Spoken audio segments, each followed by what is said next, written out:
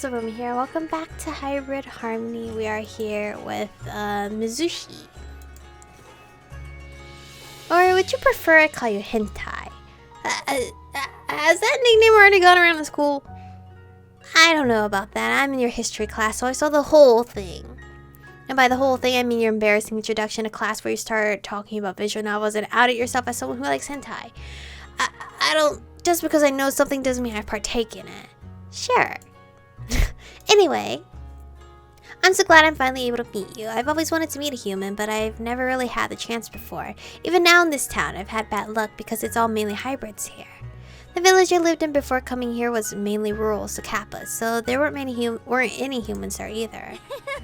Don't get me wrong, I've enjoyed learning about all the different hybrids here, but humans interest me a lot. I have wanted to say hi to you all day, but I've been preoccupied with some other stuff and you were in detention. Preoccupied with what? Detention on your first day is very naughty. I had originally thought this girl might have been meek or shy, but now she won't stop talking. I'm not perfect either though, because I was put in detention once before as well. Really, what were you put in detention for? I was accused of bullying someone. Wait, are you actually a yandere? I was interested to know how mermaids secrete with the specific body types they have, and people thought I was making fun of them. Secrete. Mizushi hums quietly. She searches for the perfect word to use. Poop. It's a solid question. I can't help but release a snort as she bluntly corrects herself. I was not trying to be rude. I was just curious. I think I saw a book around here that was about mermaid anatomy earlier. That might help. Oh. I'll have to find it after class. Speaking of which, I need to get back to my own class soon. Well, we've all come to the library to choose a book to begin a report on. I wanted to do a report on the Weeping Ship, but the teacher advised me not to. She said there were too many nudie scenes and swear words, so it wouldn't be appropriate. The girl seems to love sharing any random thoughts swirling around her head. She's an odd one for sure, but she seems friendly enough. Hey! A familiar voice explodes through the library, setting both Mizushi and I. Horse's face pops out from behind the adjacent bookshelf, looking extremely panicked. Horseface suddenly turns up to us and steps in between Mizushi and I before curling his arm around my neck in an overly friendly manner. What the hell are you doing? I'm saving you, bro. He harshly whispers into my ear, covering his mouth from Mizushi's intrigued stare. Hello there. Mizushi greets Horseface, who responds with a strained smile. Hey, look, I really need Matt back at our computer right now, so we gotta go. Horseface begins stepping backwards, drumming away from Mizushi. That's okay, at lunch, would you like to... Alright, bye. I stumble back into the computer area with Horseface pushing and rushing me. Hey, Horseface! I slap Horseface's hand away and step back. What's with the rush? You didn't crash the computer, did you? Yeah, I did, but that's not what is important here. Bro, do you know who you were just talking to? Yeah, her name's Mizushi. She seems nice. Yeah, well, nice or not, you don't want to hang around her, bro. Why not? She's weird, dude, and almost everyone in school thinks that. She smells like fish, she always showing up to school late, she's way too nosy, and asks too many questions all the time. She just acts weird in general. I once saw her eating pizza with a knife and fork. And she never stops talking, bro. Don't you just hate it when people don't know when to shut up and stop talking? So on and on and on and on and on. Oh, like, and on and on and on. Wait, you're going on still? I have no idea how annoying that can get. Seriously, bro. And no one hangs out with her, man. And if you start hanging out with her, you know what'll happen? The cogs in my brain suddenly spur to life. People will start thinking I'm weird? Exactly. I know of the stigma all too well. At my previous school, there was a student who was obsessed with unicorns. All of his clothes featured designs and images of unicorns on them. And all he would ever talk about were unicorns or similar equines. All the students and some of the teachers began calling him the unicorn boy. And no one in their right mind would talk to him, in the fear of plummeting down the school's social hierarchy. He became a loner, a living plague that people desperately avoid in the hopes of keeping their reputation safe from harm. I'm already a subject of this school's judgmental eye. If I start hanging out with a weird kid, will I become an outcast like Unicorn Boy? And bro, I heard that hundreds of years ago, kappas used to drown horses, bro. Horses! She scares me like a biological level. She's weird and scary. Someone like Horseface calling a person weird is a little derivative. But if even he in the school is singling someone out, perhaps it'd be best if I didn't interact with them. Maybe you're right.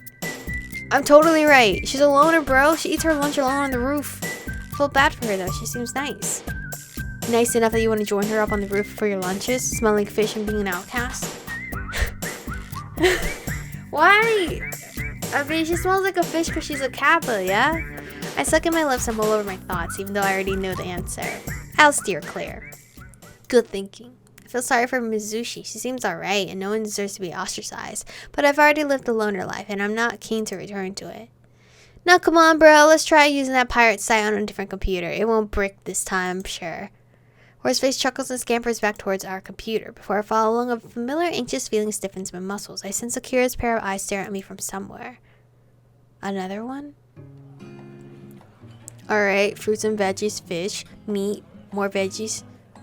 Did I just call this all fruits and veggies? It's just fruits. Meat lovers, fruit fans, solely sweet, super salty, raw foods. These are just a handful of the different sections you can choose food from here in the cafeteria. You got anything cooked? I'd actually expected there to be this much of food on offer. Due to the type of school this is, what with all the different cultures, beliefs, and allergies, there would obviously have to be a lot of choice. Still, even though I expected it, it still takes me off guard seeing people eating nothing but raw meat or having plates piled high with cakes and ice cream. Compared to everyone else's food, my basic pack for lunch is downright depressing, but a peanut butter and jelly sandwich makes me feel oddly nostalgic, as just sitting here and eating alone. Horseface said that we would sit together once he collected his food, but he seems to be preoccupied with chatting up a young-looking lunch lady. Excuse me. The sweet voice suddenly pulls me away from the watching Horseface and his antics. I cock my head back to see who the voice belongs to. Aw, she's so cute! Oh my god. Do you hear her music? It's so bouncy.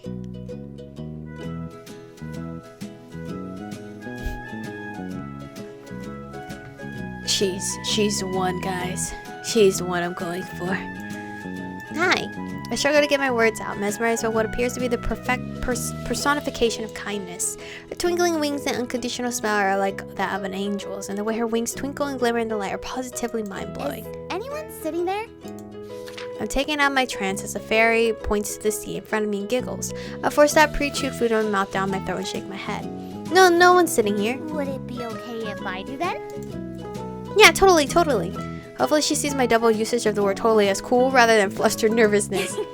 Thank you. Oh my god, her name is Poppy. It fits her so well. The fairy girl giggles to herself and hops over to the opposite side of the table. The girl plonks her tray down onto the table and sits down in front of me. The students sitting further down the table start ogling over at me and this peppy girl. So, you're a new student, huh? What do you think of the school so far? Yeah, it's pretty good. A few rough patches, but it's alright overall. Huh? Rough patches? Yeah, a couple close calls with a certain troll in a pretty dull science class. I decided it's best not to mention skipping class with Evelyn. I get the feeling a girl like this would look down on that. Oh, are you talking about Brookie? Yeah, she has some anger issues, but she has a sweet spot deep down. Very deep down. The girl giggles at my dumb joke, making me feel momentarily proud. I'm Poppy, by the way. Poppy extends her hand over to the table and presents it to me. I quickly put down my sandwich and shake the crumbs off my hand, before outstretching my sweaty bare paw towards her. I'm Matt. I know who you are. You're the first human at Oxford Academy. Came all the way here from pass-through, right? Yeah. Poppy spoons some of her vegetable soup into her mouth after she finishes talking. I don't think there's a single piece of meat or anything containing sugar on her lunch tray. The stark contrast between her and I is blinding. Why would such a cheery, healthy girl come over and sit with a boring, schlubby guy like me? So, if you don't mind me asking, why do you want to sit with me? Is there something wrong with me trying to make new friends? Not at all. I'm just not used to it, I guess. Why is that, then? No, it's fine. I won't bore you with my life story. Poppy leans forward and rests her chin atop her intertwined fingers like a therapist. I'm all ears. Even though we've just met, there's something so inviting, comforting about Poppy. I feel as though I can tell her anything. Well, I just feel a little out of place, you know? Like I'm not able to fit in. That's completely understandable. Moving to a new town and starting a new life at a new school is a lot to take in such a short amount of time. It's fine to feel a little out of place. I'm sure you'll get a ton of friends in no time. I hope so. It's just I look around at all the hybrids here and how they have these amazing abilities and rich histories. And it makes me think, why would they hang out with some boring human like me? Aww. Come on, don't be like that. I've met lots of humans and all of them were super interesting, and I'm sure you are too. Poppy absolutely beams with pure positivity. I can't help but smile from ear to ear as she cheers me on. Thanks, that means a lot to hear actually. Don't mention it, I meant every word. Any other problems or little issues you want to talk about? Doesn't have to just be at school. I'll listen to anything that's on your mind. Not that I know of. Well, that's good to hear. Yeah. So, how are you? Do you want to talk about anything? Nope, I'm A-okay. That's good to hear too. Yep. So what's your next lesson? I think class is next for me. Huh, me too. Oh, cool. Yeah, we can talk there too. Yeah, we can. Are we gonna have what are your interests or anything? We found ourselves confronting yet another lull in the conversation. I remember my encounter with Mizushi, and that she suddenly approached me knowing who I was beforehand. But with Mizushi, she wouldn't stop talking. She had a purpose in coming up to me. But with Poppy, there's an intrusive feeling of forced awkwardness hanging in the air. She appeared so suddenly with seemingly no purpose that I don't really know what to talk about. What music do you listen to? Do you watch any movies? What lessons do you like? How about this weather, huh? All these conversation starters seem so vapid, but I can't seem to think of anything else to say. I wish something would happen to give us something to talk about, because sitting here in silence is torturous. I honestly hate that feeling too, when you're trying to make new friends or greet someone new and you're in your head is like, what the fuck do I ask? And I don't know what's going on in their head, but I'm sure they know this is awkward, right? Heyo! Horseface breaks the conversational lull and slides along the table to sit next to Poppy. You took your time. I was busy flirting with the new cafeteria lady. And how did that go? I was about to get her number, but then I saw Poppy over here and bailed on her immediately. I glanced over to the cafeteria line to find the cafeteria lady in question angrily flipping burgers and burning a hole in the back of Horseface's head. Hey Horsey, how have you been? I'm doing great now that I'm near you, Popster. You're like a beaming rainbow shining right into my heart. Aww. Thank you. You didn't tell me you were Poppy's friend too, bro. We could all hung out together or something. We've only just met. I wouldn't really say we're friends yet. Oh, we're not friends, huh? I get it. You guys aren't friends? No, I didn't mean anything by it. I just thought that we might not be friends yet. No, it's fine. If you don't want to be friends with me, that's okay. Why don't you want to be friends with Poppy, bro? I do. Look, we're friends, Poppy, okay? Okay, then. I'm still your friend, right, Poppy? Why wouldn't you be, Horsey? No reason, just wanted to make sure. I'm beyond confused as to how these two could possibly be friends, but I guess it falls down to Poppy being such an inviting person. I wouldn't be surprised to learn that Poppy's friends with everyone at this school. Perhaps that's the reason she came up to me in the first place, to add another person to her friends list. Oh, this is great, having lunch with Poppy and my new best bro in the world. But wait, I thought you were too busy with cheerleading and stuff to come eat lunch here. Yeah, I usually am too busy with stuff to eat in the cafeteria, but today I got a little free time, so I decided to come here. Well, I'm thankful to be graced by your presence. Come on, Horsey, I'm not that special. Don't be modest, so modest, Poppy. You agree with me, right, Matt? To have lunch with someone like Poppy? Should I? No offense or anything, Poppy, but I don't really know who you are. Dude, you have probably heard of Poppy, you just don't know it yet. You know the Merryweathers, right? That be a no? What, dude, you've got to have heard the stuff they've done at least. Save the Sea Serpent, Homes for Homeless Hybrids, Free Floppy. Whoever they are, they're really like an alliteration.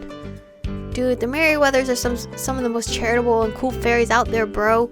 They've done so much stuff to help the world, and they're super famous. They've made a bunch of books, appeared on TV, and they even have their own vegan food line. And they've helped out tons of people all over the world. Helped how? And is it because not human? Usually charity and fundraising stuff, but they have some of the best healing magic around. So they try to help people with that too. They can heal broken bones, which is top shelf stuff, bro. Most fairies can only heal small cuts or bruises. So what does that have to do with Poppy? Bro, you're looking at Poppy Merryweather. Oh, well, sorry for not knowing who your parents were, Poppy. No. It's fine. Poppy seems preoccupied with mulling something over in her head as she speaks. If you've got any problems, bro, just go straight to Poppy. She's always helping everyone here. Horseface pulls Poppy in for another side hugs. Poppy lets out a shaky giggle. Maddie already knows knows he can come to me for help if he needs it. Oh, okay. You're awesome. You're so awesome, Poppy. Horseface unwraps his arm from around Poppy and turns his attention to his food. Damn, I forgot to grab a knife and fork. Be right back. Poppy and I are left alone yet again as Horseface scuttles back to the lunch line. That Horseface sure is a character. He sure is. I watch in bafflement as Horseface nonchalantly approaches a cafeteria lady he had blown off to ask for a set of cutlery. He's either stupidly brave or bravely stupid. So Poppy, you're like a celebrity or something then? No, I'm not a celebrity, really. I mean, I have like 10,000 followers online, and I've been interviewed a couple of times, but that's nothing major. It's certainly major to a nobody like me. My mom and dad are the real celebs. They're always out traveling to different countries to host charity events or to go on talk shows, stuff like that. Okay, well, you seem like a celebrity to Horseface at least. What if she doesn't want to be a celebrity? What if she wants to have a quiet life, you know? I feel like some celebrity children are like that. They don't want to be in the face of the limelight. They just want to be a regular kid, enjoying their regular life, a normie life. That's all they want. But I thank you guys for watching today's episode. I feel like we're nearing the end of the demo because I'm pretty sure we have met all 4 contenders, unless there's 5. But I feel like it might just be 4. Even though typically it is 5 or more. But thank you guys for watching today's episode. Stay beautiful, and I will see you guys in the next one.